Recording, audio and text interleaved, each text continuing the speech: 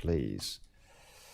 Facebook and, like tonight on Question Time, BBC can do that. 4-1 is fine. A bit of a debate like this? Oh, no.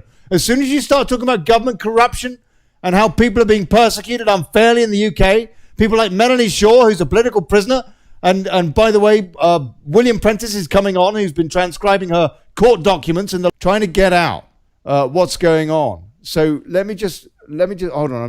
I've got. I think that's William that's just called in. William, can you hear me? Yes, I can. Can you see the show? Because I'm not sure we're actually going out.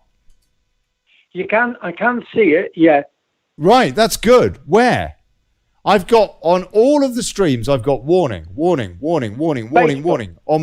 Restream.io where I put this thing out. So I've got it on my page on Facebook. Ah, good. Well, maybe it's going out on my personal profile. But it definitely froze. So it's going out. It's going out on Facebook.com. Olly Con. On Daily Brexit. Facebook.com. Daily Brexit. Yeah. And it's opportune time for you to come in. By the way, yeah, it's going out there now. But of course, it did freeze, didn't it? Profile. It went down. Yeah. But it's definitely froze. Matt Graham McDermott, thank you, sir, is saying stream went down, back up now. And you see, the thing is, it's great. This is what they do, because there were about 200 people watching the stream a minute ago, so they mess around with it, and then half of those people, most of those people won't come back. And so Dan, who's exposing the government and successive governments going back to the times of Tony Blair, is not going to be heard by those people and the successive viewers and all the rest of it. And I'm not sure those views that they show are even true anyway. I imagine it's quite a bit more. I damn well hope so, because otherwise I really do feel like I'm just pissing in the wind. But anyway, and so let's just have a quick look and see if we're going on YouTube again now. But censorship is the biggest problem we've got. It actually isn't the politics. It's the journalism, or the lack of journalism, the propaganda, and the fact that when there is any journalism, it's been curtailed. That is the biggest problem we've got, because we cannot be holding the politicians to account. So people, please help out, donate to this show, yeah? I want to set up a network, not just Daily Breaks, but a network for grassroots journalism. So please help me out. And if anybody can help out in any way with that, get in touch with me, PM me, whatever. And I know I'm terrible with my inbox and what have you. I need an assistant.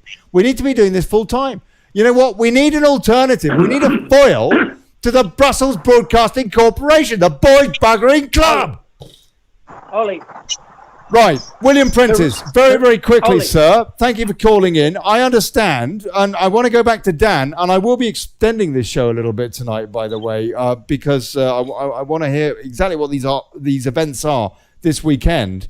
And I also want Dan to recap on what he was just explaining a minute ago, because a lot of people missed that, and it was really, really valuable what he was saying. William, thanks for calling in. Now, you, sir, are following another political victim, and in her case, a political prisoner, Melanie Shaw, who, as I understand it, has been exposing or trying to expose VIP paedophiles, the kind of people, the kind of filth that are bribed, that then we're in the EU, as admitted by Tim Fortescue, by the way, Ted Heath's chief whip, or not chief, but one of his whips, Ken Clarke's fellow whip in that government. Oh yeah, that's why they keep buggering around with this show. William, I understand that you've been transcribing the court documents, most recently with the latest development with Melanie Shaw. Is that correct? It is correct, yes. What information can you give me? And but very briefly, because I do want you, please, for the full show on Monday. Well, then I will expose it in its entirety. Okay, but in a nutshell, sir. Yeah, sorry. First of all, you said you're looking for an assistant. Well, Theresa May will be looking for a job soon. I've got her telephone number. Maybe I should call her. Carry on. Yeah. Go on. Carry on. Briefly, what it is, because I'm sworn to secrecy by Jimmy the Hat and Anne Harriman, that I won't divulge the entirety of it until Monday. Okay. This is the transcript that I received today from the court in Leeds. This is an official document. People have been saying Melanie Shaw's not getting letters, postcards, and et cetera, et cetera, et cetera. Yeah. Well, that is true. What I can say, in the transcript, a doctor who did not swear the oath to Judge Penelope Belcher, he did not swear the oath. Because this is one of the... This is a doctor that would have judged Melanie's mental state. Is this one of the doctors that would have judged her mental state? Okay. Yep. Carry on. Yeah. Sorry. So you're saying that basically inadmissible court evidence. Yes, because he did not swear the oath in court. Right. Therefore, his findings are null and void. The same person. She was put into prison off the back of a secret court, by the way. Look, William, okay, look, please, let's discuss this on Monday. Can I just say this? Go on. Yes. One thing. The reason Melanie Shaw is not getting her letters because this psychiatrist that works in Rampton has said the contents of letters received by Melanie Shaw supporters contain items that will upset Melanie Shaw. That is from her own psychiatrist. And he said that Melanie Shaw has done another dirty protest in Rampton. That's all I'm saying. Right. With respect to everybody. And I can prove this in any court of law in any format whatsoever. I've got it here. Okay, thank you, William. So 7 o'clock Monday, sir. 7 till 8 o'clock Monday. 100%. God bless you. God bless you. Thank you very much indeed for your call. Cheers, Ollie. Cheerio. Bye-bye. Cheers, Ollie. Thanks, mate. Bye, buddy. Bye. Now, Dan, I'm so sorry for that interruption to you. We had another 3 times as many people watching the stream before it was messed up. So that's a real pain. But if you could please recap back to we kind of went through the difficulties and the stress that the squatters were under in Northern Ireland, for example, and in theatres of war generally, and then moved on to the political chess game, really, that was been used. And I think I explained how, for example, there was Martin McGuinness who was shooting at those folks on Bloody Sunday with another couple of snipers. And the soldiers, guess what? They defended themselves. And Martin McGuinness goes and meets the Queen at a state banquet. And now one veteran, 40 years later, in his 70s, is being prosecuted. It's not just one veteran. The main one that's come out. See, some of them we've got to be careful about, and we've got to be careful what information we put over. Yes, please. Because we can all be dragged over the court. But I know a lot about Dennis Hutchins' case, and Dennis Hutchins. I don't think you should mention names. Sir. I don't think you should mention names. Has been acquitted. Yeah. Right. Not just on one occasion, but on 4 occasions. Yes, 4 times. Yeah. And he's just one of the 20 veterans at the minute that has been investigated with regards to the province, Northern Ireland. Yeah, there is a couple of 100 lined up, and these investigations will continue. Now, some of them was given an amnesty because of the Savile inquiry. Yeah, but them that was already acquitted and found innocent didn't need or find the need to sign up to the Savile inquiry. So therefore, they thought they'd already answered to the investigations and they were acquitted. And yet now it's all coming to light and they're being dragged back into it. So like I said, Dennis Hutchins is terminally ill. He's in his mid-70s. He gets a knock at the door, dragged out of bed, taken down to the police station, and it all starts again. Yeah? Well, today is the 75th anniversary of the D-Day, landings on the Normandy beaches. Yeah. And what a day, for veterans in overall, There's a lot of sadness there. There's the hope that was given, and people say that it changed the world. It was a change in history, and I totally agree with them. All them people sacrificed their lives, paid the ultimate price for the freedom that not only Great Britain has now, but all them countries in Europe. But what a day to ring Dennis Hutchins and say, right, you will go to court in Belfast. You are not allowed a jury. You will just have a standalone judge. Yeah, and that's the information he's been given today. So talk about rubbing salt into the wound, giving that information, and on a day like today. Yes, absolutely. Absolutely. But what I found really ironic, Ollie, is obviously the Queen and Donald Trump and other states of heads are there today showing their respect. And even Merkel's there, the German Prime Minister, showing respect. Yeah. Do you know what I mean? And yet it was her country that caused this devastation, and yet pretty weird. She can stand up and be counted. I mean, how often do you see all these Germans giving English grief and dragging them through courts and stuff like that? It doesn't happen. Yeah. So why that felt? So obviously, everyone's entitled to their own opinion. Everybody will have their own view on this. But veterans as a whole, I'd like to think that, I'm just one man. I'm a nobody. Yeah, I'm just good at putting people together. Not at all, sir. Not at all. Not at all. If, sorry, carry on, Dan. You were saying? Yeah, so hopefully we still are going out there like the gentleman said when he rung up. I want people to know, though, because it's so, this is so crucial. Half the problem we face now, I'm sure you're finding this as well. You're not getting the media coverage that the story deserves. The media should be all over this. This is our boys getting persecuted for taking orders. Yeah, it's the same deal. And that's where we went to the BBC on the 18th of last month. And we'll keep these protests going. I mean, there's more to come, and numbers are just getting larger. The general public is behind us, and hopefully we'll get results. It's one of them. All we're asking for is things to be let be.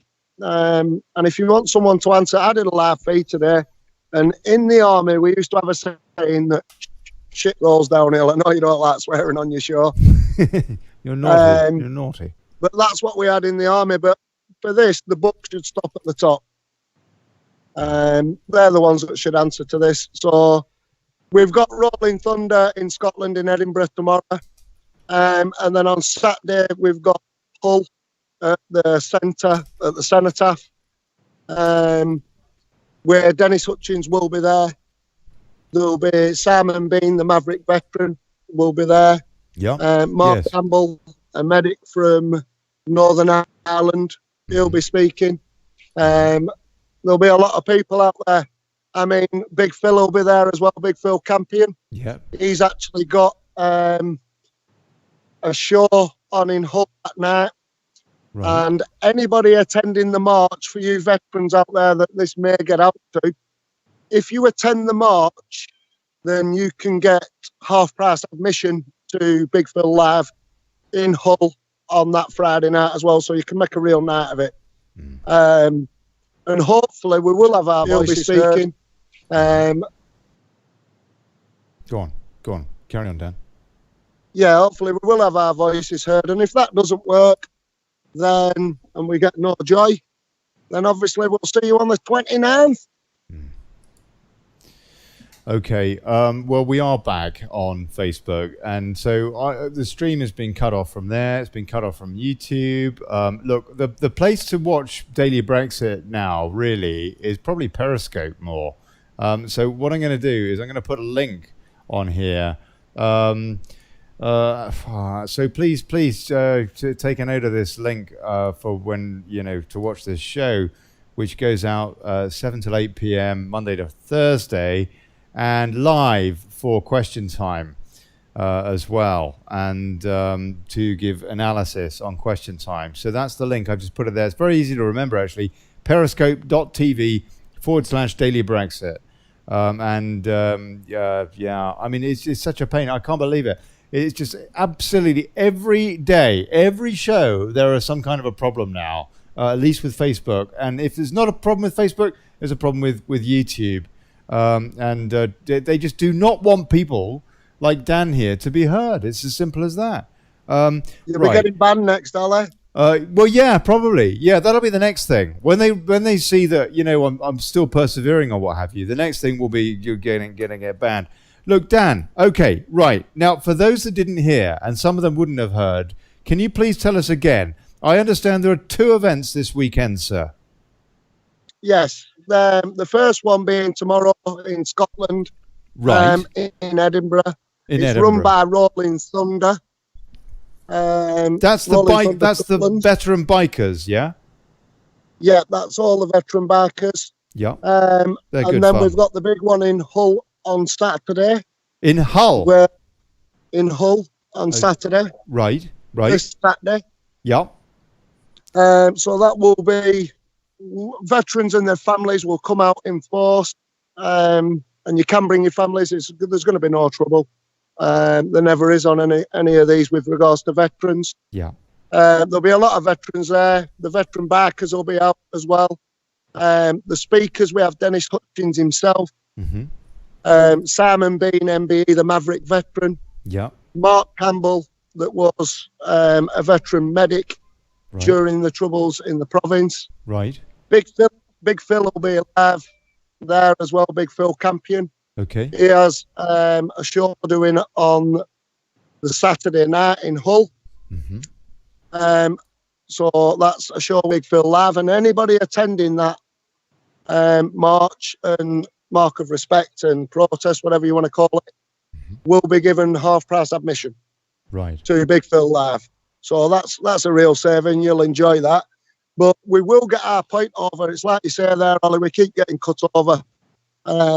The video we did last week with regards to this on personal feed, we've had over 100,000 and shares.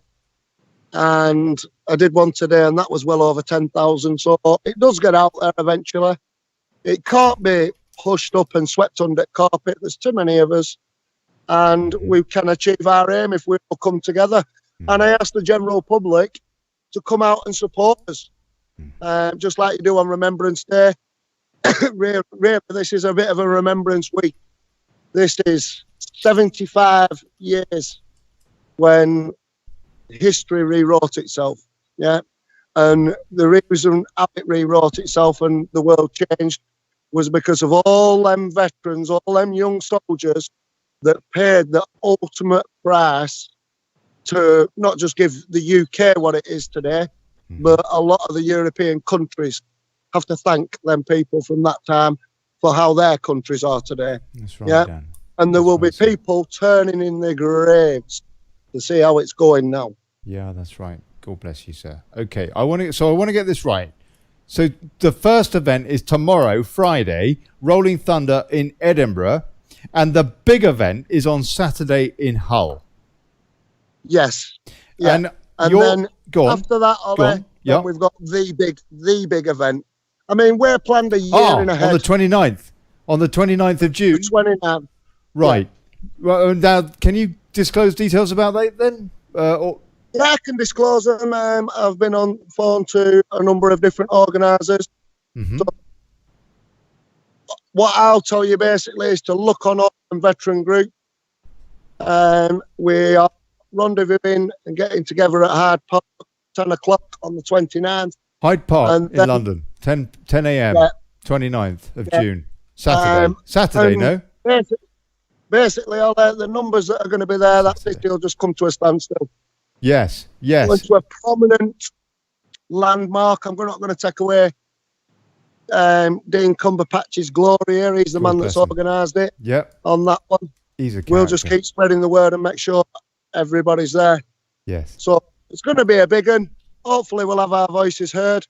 Hull's going to be a big one, hopefully, and we'll have our voices heard there, but let's take one step at a time. So we'll keep the pressure on. We'll keep the events going. They do get bigger. They do get better. And eventually something's got to give somewhere. Yeah, damn right. Damn right. Your group you've got 2 Veterans for Veterans on Facebook. I'm just looking for people that they can find a calendar with, for example, addresses of where they need to get to in Edinburgh or Hull. Veterans for Veterans. They are out there on all the different pages. The one on Friday, you'll find that on a Million Veterans March. The original Million Veterans March. But all that information has already been put out there to all the different groups. So it's been circulated on Messenger. It's been circulated in chat group. It's been circulated on Facebook. But for Edinburgh, you can't miss it. Yeah. Tomorrow, Rolling Thunder Scotland. Just find them on Facebook. Okay. Rolling Thunder. Hull on Friday. We've named the group for Hull. I think there's about 1,000 on that, but all the big groups advertise it anyway. And that is in centre of Hull at the Cenotaph. And then after that, we're bringing on the 29th. And they are going to get bigger. They're going to get better. And hopefully they will get out there. It's getting to the point now, Ollie, where we can't be ignored. Yeah, good man, good man. You did get on the news a little bit, didn't you? But not enough, no. That when I guess it was Rolling Thunder that it was Dean, wasn't it, that held up London with about 25,000 bikes, I think, according to the police. 25,000 bikes in central London. Absolutely amazing. The live streams were so exciting to see. Go on, that was Rolling Thunder with Dean Cumberpatch, Harry Ragg, and that was actually Rolling Thunder support for Soldier F. Yeah, they're called the F Troopers. There were a lot of people came together, and yeah, your figures are right, 20 to 25,000. The week after that was a Million Veterans March, 50,000 in London. Nearly 10,000 in Manchester. That were the 2 locations. Then 2 weeks after that, we hit 8 locations, had well over 100,000 people in different locations, where we went to all the media outlets, and we did get on the BBC, we did get on the RTV, and yeah, the message started to get out there. But now we will keep pushing. This was debated in the Houses of Parliament last month. With all the politicians in there, and they all sided, they all stood up for us, apart from 1 or 2, and yet law's still not changed. So obviously them politicians, Johnny Mercer resigned, he's refused to take any part in work until this is done. But them politicians, everyone's behind us. That's interesting, isn't it? That's interesting. The law doesn't get changed. Go on Facebook, watch it in Parliament. So whether it's just a blag, and these politicians just said, right, we're going to stage this. Everybody just agree to it. We'll fob them along a bit longer, and then we'll go back to our normal daily business. Who gives 2 hoots about a veteran? Well, you need to start listening, and you need to start giving hoots about veterans. Yes, they do. That is curious, though, because there's all this big talk just recently off the back of, the referendum that Parliament is, now they've got all the power as opposed to the government, which is supposed to be delivering Brexit. Brexit means Brexit, strong and stable, strong and stable. Brexit means Brexit, 108 times in the dispatch box, but apparently it's completely up to Parliament to overturn their previous decision to give us the referendum. But now, when it comes to the veterans, Parliament apparently hasn't got that power, and maybe it goes back to the government, who just says, I don't know. Is there anything in that, Dan? Well, I personally think there is. It's curious. It's very curious. They just make it up as they go along. Well, what it is, and let's face facts. Let's be truthful now. Let's hit the nail on the head. Go on. Yeah. So this is a very, very volatile situation. Yeah. But there's right and wrong. Yeah. And if the government stood up and be counted, they'll have to hold their hands up. If something went wrong, let them accept the responsibility for it. Yeah. Pay them families and give them families what's truth. Yes. Yeah. Give them the truth. Yeah. Tell them how things worked over there. Tell them what happened and what their views or accounts on it. Because these soldiers have been investigated, they've been acquitted. Now, if there is something untoward, because listen, not everybody's perfect. Mistakes may have happened, but they should have been dealt with then. So that and top brasses, put your necks on the chopping block, because you're the ones that sent us. Yeah. And for them families that are still bereaved and they're still being dragged through it now, they need to find peace, and they need to be given the compensation they deserved if untoward has been found out. But it stops with top brasses. We weren't a terrorist organisation. We're highly trained individuals. We followed the rules of engagement, the yellow card. And when it's your life or their life, what would you do? What would you do, Ollie? Dan, yeah? You've got someone firing it, yeah? Yeah. Right? Yes. And you've got rounds whizzing over your head. You've got petrol bombs. You've got a couple of thousand angry protesters, or even 200, 300 angry protesters that are carrying weapons and hurling bricks and throwing petrol bombs. And then you've got 7.62 gunfire coming down over your head. What would you do, Ollie? What would you do?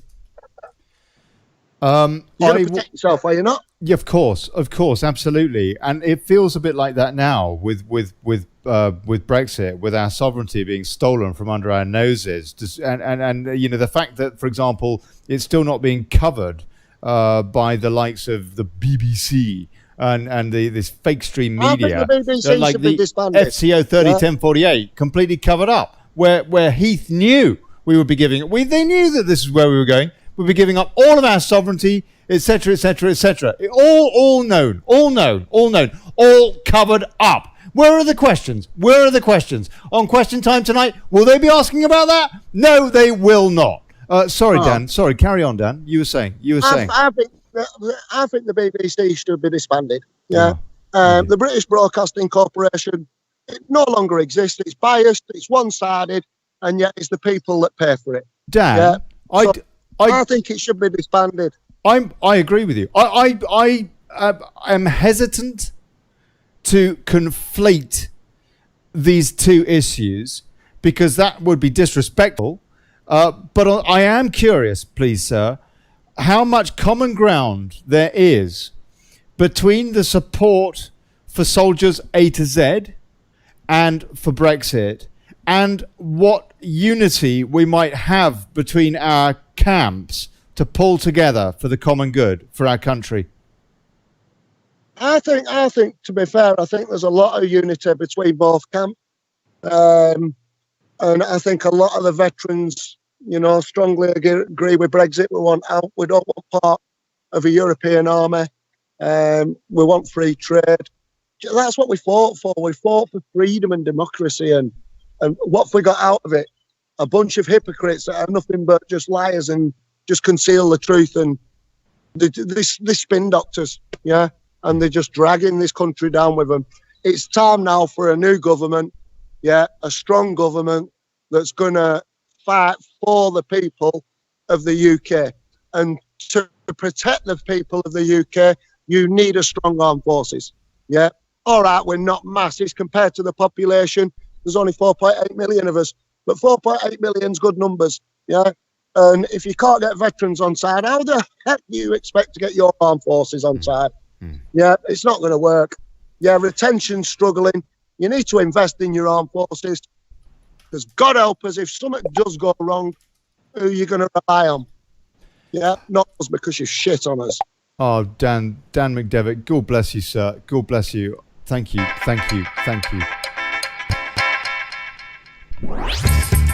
Dan McDevitt, Veterans for Veterans. Please, Dan, will you come back very, very soon? Maybe a couple of weeks' time for another update, and we can continue this dialogue. I'll come back and give you the update for the 29th by all means, Ollie. Perfect. For the 29th. Absolutely perfect. And that's the big one, isn't it? The 29th is the big one. That's going to be a big one, yeah. Hull's going to be a big one as well on Saturday. The 29th is one to take your sleeping bags, no? Yep. Right. Take your sleeping bags because we'll be there. Right. And you're not getting in through a said place of work. That is going to be a very big one. And okay, so tomorrow, Edinburgh, and on Saturday, Hull.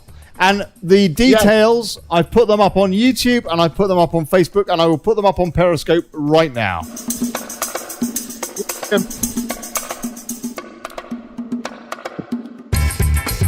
Dan McDevitt, God bless you, sir. God bless you. Thank you. Thank you for what you're doing. And it's really lovely to talk to you. It's fascinating to hear what you have to say, actually. Absolutely fascinating to hear your perspective. All the best to you, Ollie. Take care. Cheerio, sir. Have a good one. Wish you all success in the world. Thank you. Thank you. Here's to us. Bye-bye. Here's to us. And I also want to say a big cheers to Bruno at Restream.io. Thank you, Bruno. Thank you for looking after my stream this evening. Thank you, sir. Because I tell you, it was going haywire. But you know, I don't think it's Restream. I think it's the powers that be. Bruno, you've heard the kind of content that we put out here. Yeah. They don't like it, Upham.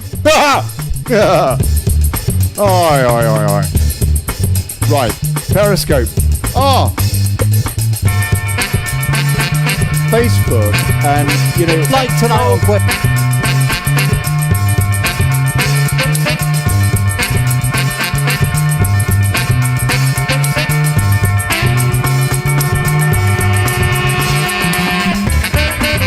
So folks, dinner time now, beer o'clock, and then I'll be back for question time analysis. Yeah, let's see if they cut that stream too. And that's live, so if you want to call in, and I know I've been really crap with the comments and all that, but look, I'm back for question time analysis with your analysis too, yeah? So I'll see you then, whatever time it starts. I can't remember, I need to look it up. Cheerio, God bless you. If you can't make later, hey, I'll see you Monday, 7 o'clock, with William Prentice with a Melanie Shaw update. Here's to us, and bugger, plutocracy. Cheerio, nighty-night.